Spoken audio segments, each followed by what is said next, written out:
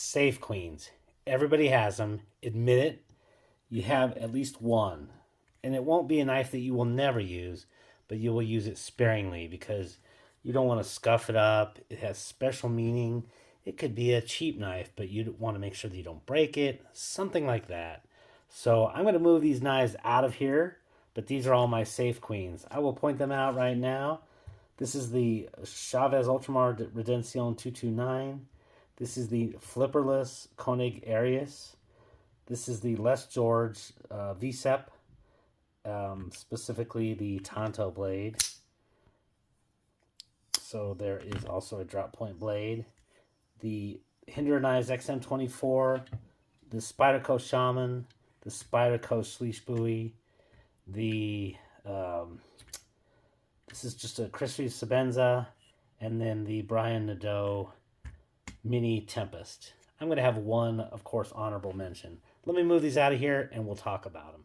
Okay, this is the Koenig Arius. Perhaps, for me, it's still the greatest production knife I've ever handled. Doesn't mean it's the best ever made, but it's the best that I've ever handled.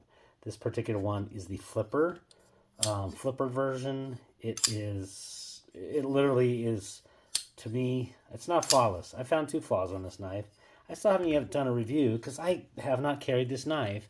At this point in time, I will not do a review of a knife unless I have done a proper carry, meaning cutting through stuff, carrying it, putting it in my pocket, possibly get scuffs, rub that pocket clip next to the car, getting in and out, that sort of stuff, door jams, that stuff happens. That's why I have not done a review of the Koenig Arius. So I haven't decided if I'm going to go with flipperless, which is what this one is, or keep the flippered. Once I actually make that decision, which one I'm going to go with, I'm actually going to make one a user and sell the other one off. I'm just literally keeping them both in essentially new in box, pristine shape, because I don't know which one I actually kind of want to carry at this point in time. You know, for actual use, the flipperless is very compelling. For additional options of deployment, the flippered is maybe possibly better. Let's go ahead and talk a little bit. I'll go ahead and put those away. And we will talk next about why Safe Queen. Can you guess which one is the Safe Queen here? These are both the same model of knife. This is the copper Rex T45 Spyderco PM2. These are not aftermarket scales. These are actually, this is the Blade HQ specific one. This is, I think, an 8.8 ounce knife. Obviously, I use this one. Love it. Actually, whenever I want kind of a heavy knife, but PM2 sliceability, it's a great thing. So why am I keeping this one as a Safe Queen? It's principally because I have a knife completely equal and capable of this capability. So if I want to, utilize Rex 45 steel, test that out, see how it's going, sharpen it, whatever, it's great.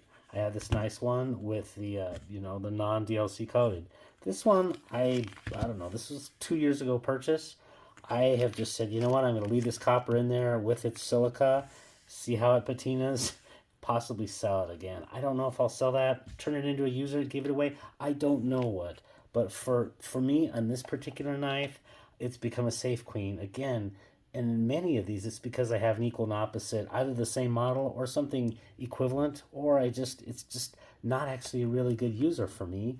And it has some value and possibly will be resold. So that's kind of one of the first things why I think some people do have Safe Queens.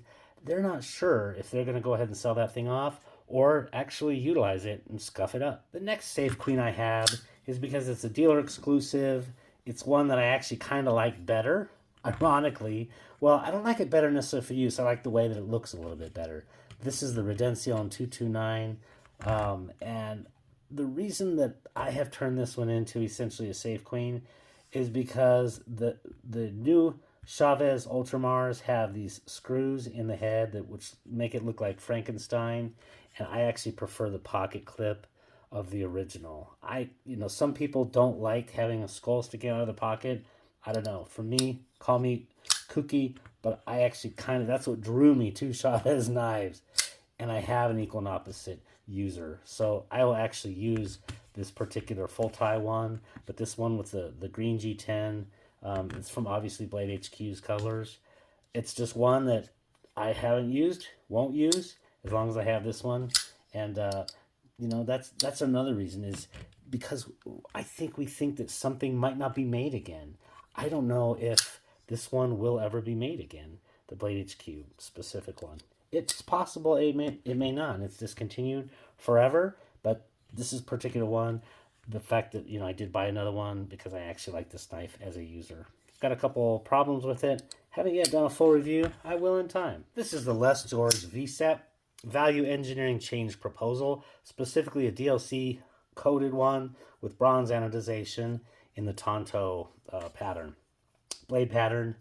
This one is, in fact, a safe queen. Won't use it. Honestly, this is one I'm never going to sell. It's just one of those that probably, if I had to be buried with just 3 knives, this is probably going to be my Tonto.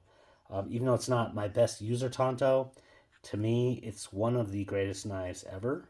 And honestly, it's for me, it's not only doesn't come out very frequently, so it's kind of tough to get a hold of these, but this is, to me, the best example of how just utilizing a knife, even just opening and closing it, can lead to great action on just phosphor bronze washers. This one behaves almost as if, this is ridiculous.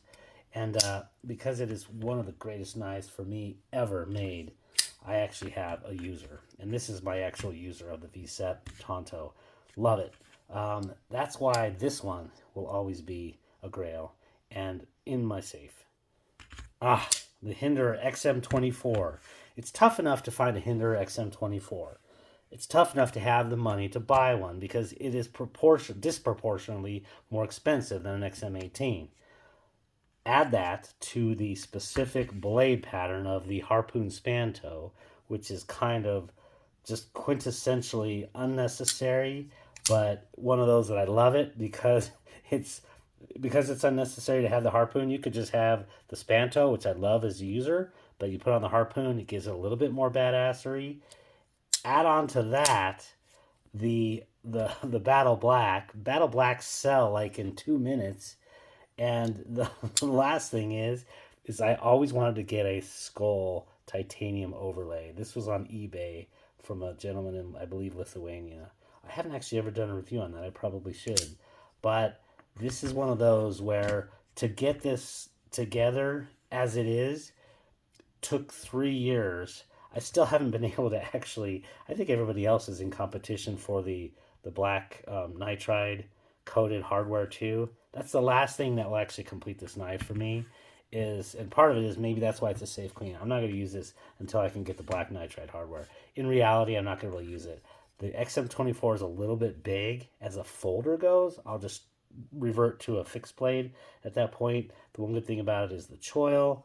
But again, this is, for me in the end, why won't I use an XM24? Because I have a couple XM18s, and it just fits my hand better, fits my pocket better. I kind of prefer the working finish for my user. My card is great. It's good if you get sweaty or wet and otherwise. So for me, the XM18 is a user.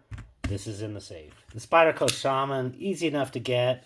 But the River's Edge cutlery ones with the avocado coloring and the CTS 204P, this is literally one of 3 knives I think I actually set an alarm on my clock so that I could get there and literally be logged on, have everything ready, keep hitting refresh, get ready for the thing to show up, and then I got my first avocado. This is probably, for me, one of the best Spyderco knives. Certainly the hand fill is great, super comfortable.